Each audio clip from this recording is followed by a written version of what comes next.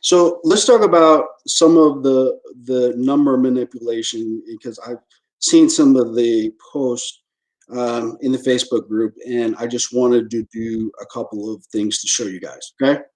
So when we're talking about profit margin, okay, company A has $1 million in sales, 700,000 expenses, and net income of 300. That's a profit margin of 30%. Am I right, V? Yeah, you're right. Right on the money. Okay. Okay. Now, I want you to look at company B. Sales $1 million, expenses 1 million, net income zero, profit margin is zero. Am I right about that? Okay. To me, I'd say that business isn't generating anything. It's all eating up the So you expenses. you want, you want to buy company A and not company B, right? Correct. Yeah. What if I told you they make the same exact cash flow of the owner? You gotta show me then. All right. I'll show you. All right. Here we go. Okay. And I've seen Mm. these. I've seen these many times. Okay. So this business, what it didn't tell you is that the owners, let's just say it's three brothers, don't pay themselves in the expenses. They Mm. take a draw in dividends, Oh, okay. 300,000. Okay, retained earnings is zero.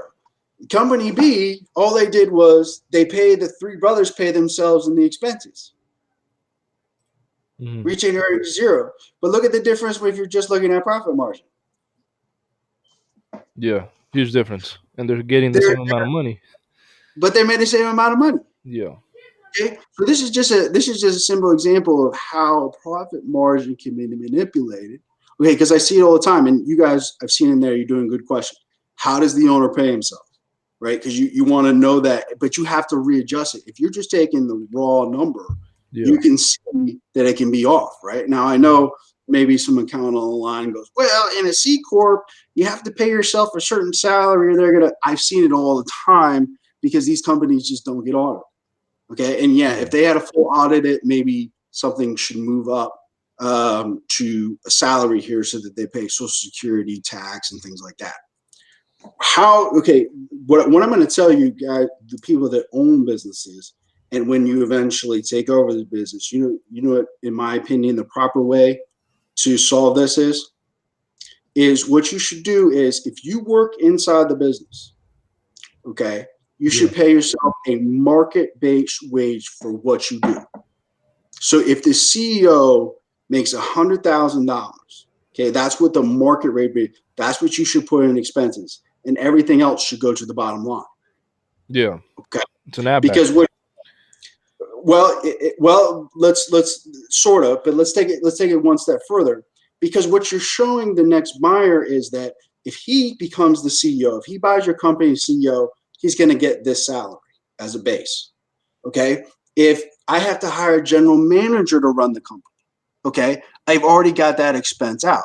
Because here's the way I think about it. In a business, you should get paid for what you do. Okay, Hmm. investors who just contributed money should get dividends. Right. Okay, so if you report above average salary, you're not helping yourself because you're making your profit margin and your ability to pay dividends, you're making it too low. Okay, but if you're doing the right thing and the person coming in to buy the company goes, okay, I'm going to bring in a general manager at 100,000 that's already accounted for expenses, and you're making a profit margin here of 18%. Does that make sense? Then everybody knows that's the right way to do it, and so this number is not off. Make sense? Yeah.